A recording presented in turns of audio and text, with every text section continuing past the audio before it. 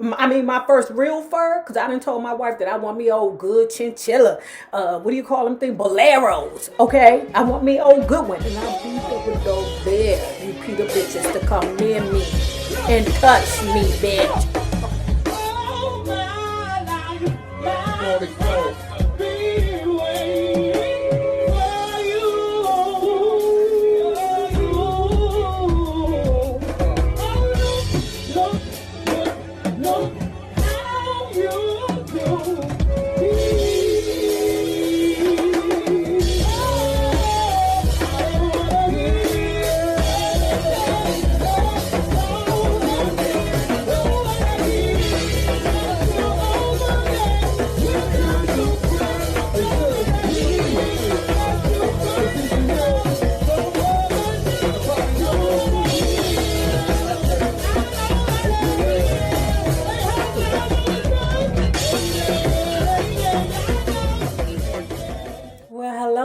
Bugs, hello there, Bellas.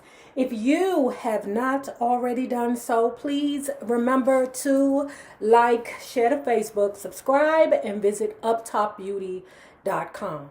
And if you are not already a part of our book club, please remember to hit the Patreon link below and or the join button here on the YouTube, and for a small monthly fee of $5, you babies, yes you, can be privy to all the shenanigans before the YouTube gets it, if the YouTube gets it. Now, let's continue talking about Richard Pryor's prior convictions and other life sentences. As a 14-year-old high school dropout, I had low expectations. I begged local shop owners, and eventually I got a job cleaning strip clubs, sweeping and mopping. My problem was that I liked the show more than I did the work. The club's owners complained to Uncle Dicky, who confronted me. He says the girls lie down on the stage and get all dirty. So it sounds like to me that the girls is complaining to the club owner saying, why is the floor so sticky? It's the same stick that was there last night. What the heck is going on? What is the boy doing? Didn't you hire the Pryor boy to come through here and sweep and mop up all the sticky? He can't mop up the sticky. The uncle go to him and is like, boy, okay, girls, despite if they on stage, opening up their coochie lips and doing all that other stuff, they don't like to lay down in the sticky. What's wrong with you? Mop up the sticky. So Richard Pryor explains to him, well, Unc, it's not that I can't sweep. Okay, because I can sweep with no problem. It's just these skinny arms can't mop. I can't do it. And I refuse to believe that. As much as his ass go around there to the bathtub and get to know himself, at least one of them arms should be strong as shit. Okay, that was a little vulgar, but this whole book is vulgar. Next, I shined shoes at the Pierre Marquette Hotel. I enjoyed that. I thought I was numero uno. I made the shine cloth crack like a bullwhip. Told jokes. The money was easy and the conversation good. But I fell in with some bad guys who persuaded me there was an easier way to make money by stealing it. One afternoon, we targeted a small grocery store in the neighborhood. As one guy went in and distracted the owner, another guy and I opened the cash register and grabbed all the coins from the box. Nothing fancy. Plain old till tapping, except I dropped the coins.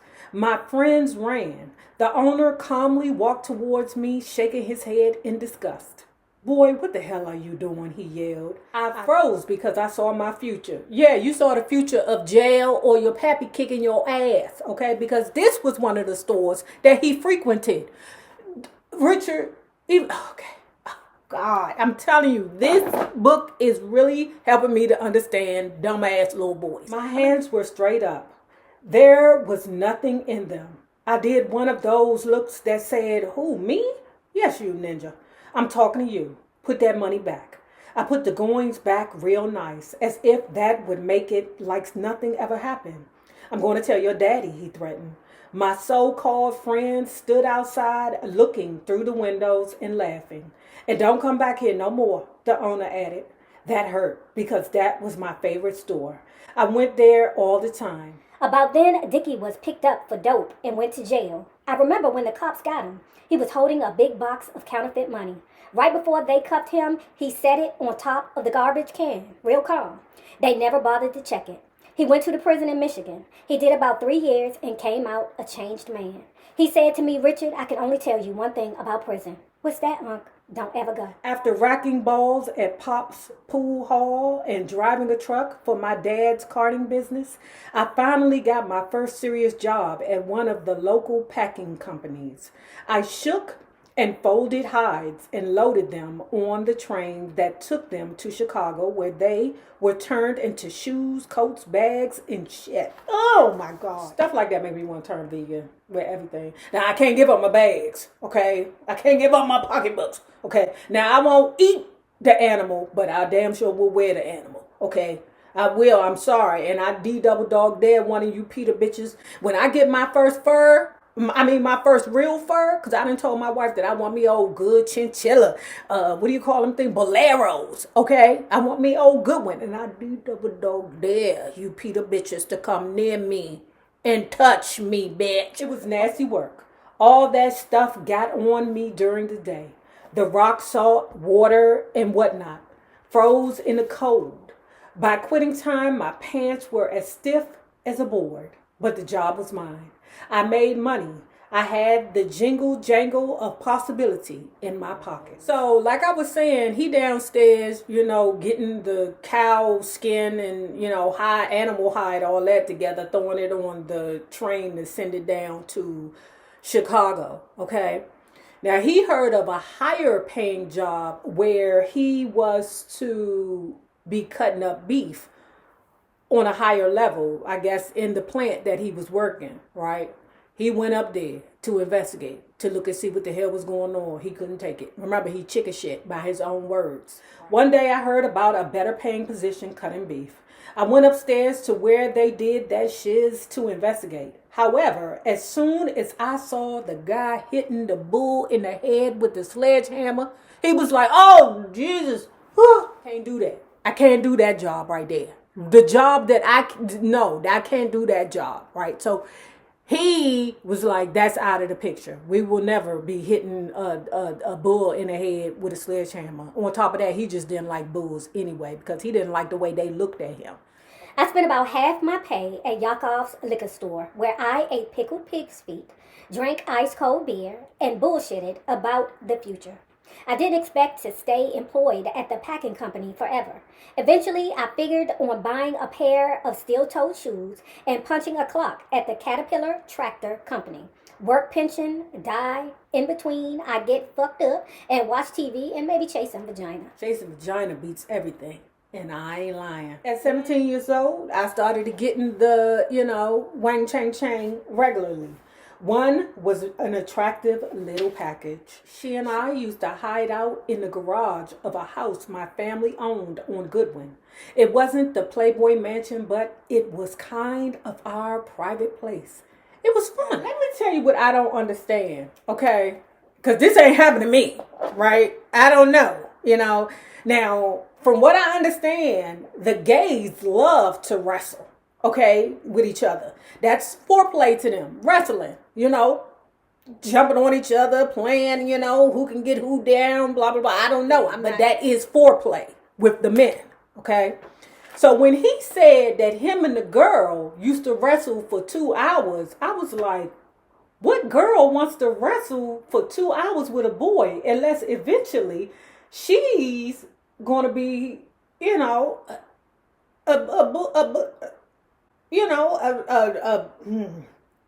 a dominant woman. Let me say that. And I don't want to wrestle you for 2 hours. I'm just trying to get to it, right? So what he said was him and the girl used to wrestle for 2 hours. And then he would make his try. She was strong enough to push his ass up off of her. He'd be frustrated. And then that means that he had to wrestle around with her for another 2 hours. Now, unless I'm taking wrestle as literally wrestle. And when he says wrestle, he's meaning like foreplay or trying to get the draws, you know what they do, which is the worst thing. I have no idea why young boys always wanted to, stick their fingers in us. I don't know. That never worked for me. But, I guess that could be what he's talking about. But me, when you say wrestling to me, I'm saying to myself, why the hell would you want to wrestle a girl for 2 hours? And what girl wants to wrestle for 2 hours unless she is wrestling another girl somewhere else? I used to wrestle with her for 2 hours. That's when those rubber panties came out. Rubber panties? What the fuck is the rubber panties? Y'all teach me. Those long rubber panties. And every time I get a grip, she'd move and I'd lose my grip and have to wrestle 2 more hours. And by the time I got them, I was too tired. I'll see you tomorrow. Then her father would catch us. There'd be a knock at the door. What are you doing here, Mr. Pryor? Oh, nothing. Just sitting here on the couch with my pants off. I fell in love with that girl. Fell hard. But then I loved falling in love. Looking back, that turned out to be my curse. Falling in love. You know, it was never enough. In late 1956, she took all the fun out of what we had going on. And she said that she was pregnant. I've told you several times, this book is exactly what every young boy should read. The Way That the Coldest Winter Ever is a book that every young girl should read. Okay? Because the truth of the matter is, it's all fun and games until the little girl hits you with, I'm pregnant. We need to figure something out. Pregnant? The little girl who he fell in love with wasn't just hunching him. She was hunching several other boys, right? Now you got several other boys nervous because they like, I fucked her too. So now you got a couple of little boys that know they didn't hunch this little girl, and, presented her with their seed, right? And from what I understand from talking to dirty dicks along the way, you never own up to a baby that could be yours. Somebody else claimed that baby. But deep in Richard Pryor's heart, he still had the sense of, oh, it might be my baby. Now, I'm glad that other nigga claimed it, but it might be my baby. And I know that's difficult for women to understand. You know what I'm saying? Like, what?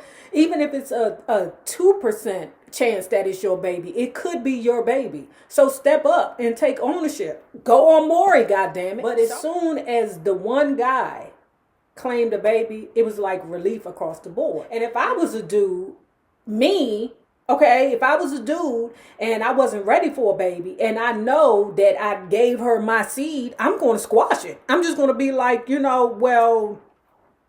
not ready for a baby. I'm not for, terminating a baby either. But I would definitely be like, look, if you want the money, here you go. Whether it's my baby or not. I just don't want to take no chances of no baby being out here by no hoe. But I don't want no hoe baby mama. For a moment, I thought the baby was mine. But she had slept with lots of people, including my dad.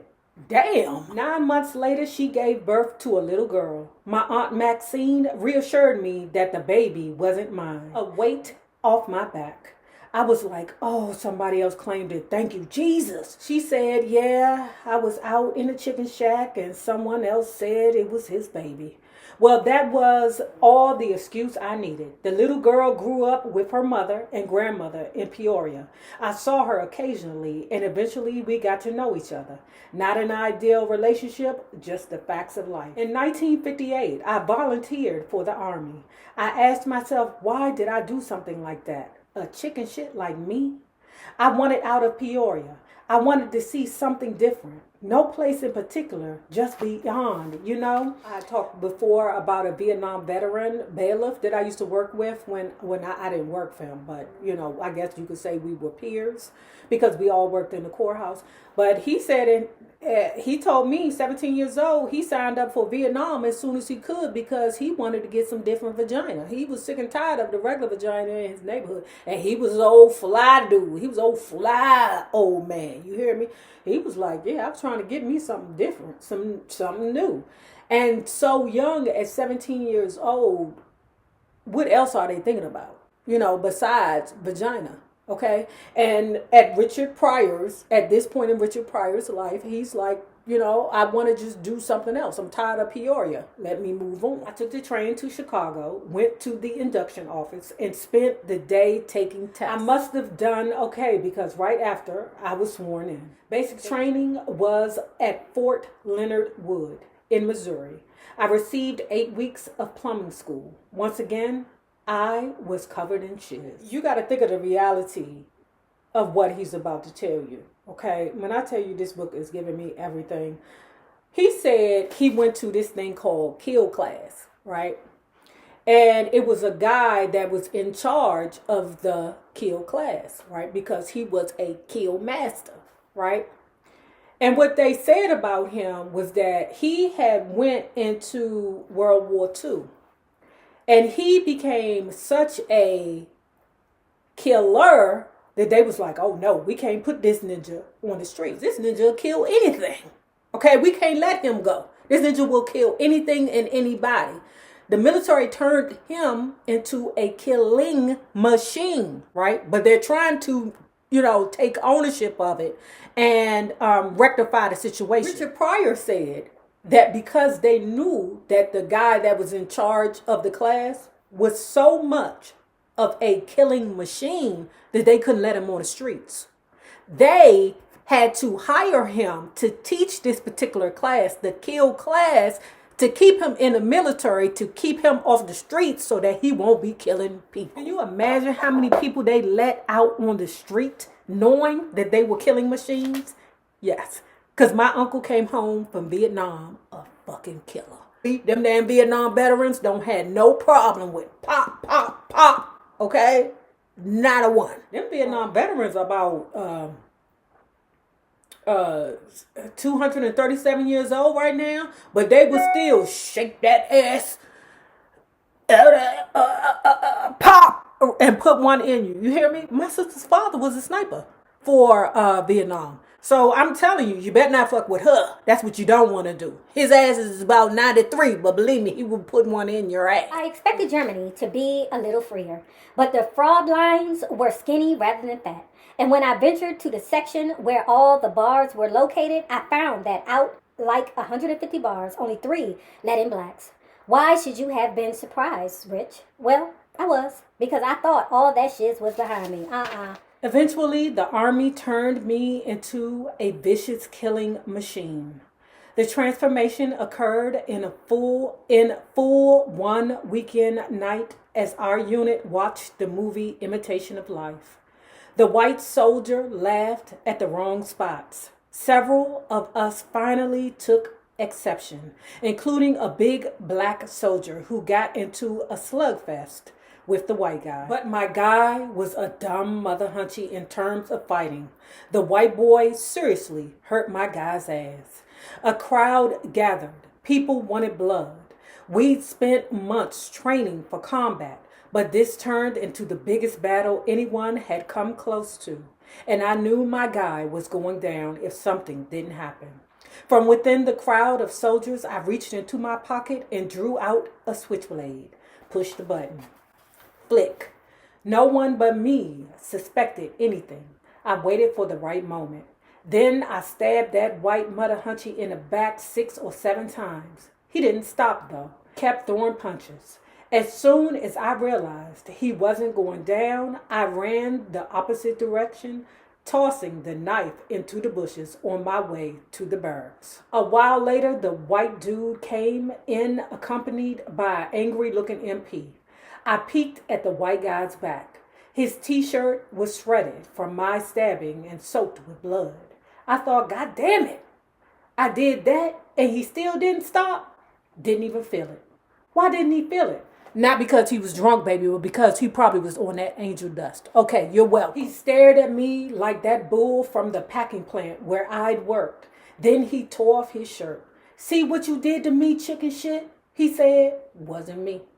He said, yes, it was. You're the one. See all those holes? You're the asshole ninja who did this. No, I didn't. My denials didn't mean shiz. An MP threw my ass in jail. There wasn't anything in that cell except for me, the cement floor, and a single annoying light bulb. I fell onto the cot and began to think seriously about getting the fuck out of jail and the army.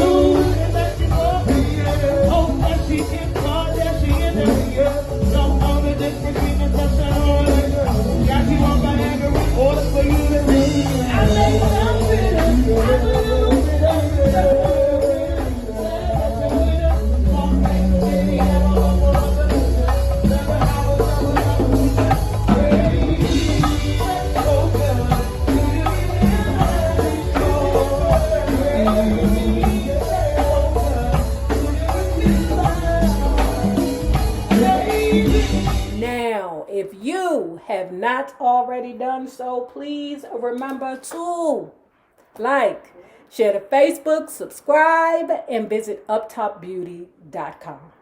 Now remember this, the same people that you meet on the way up will always be the same people that you meet on the way down. My naysayers, my patron loves. You babies, have a good one.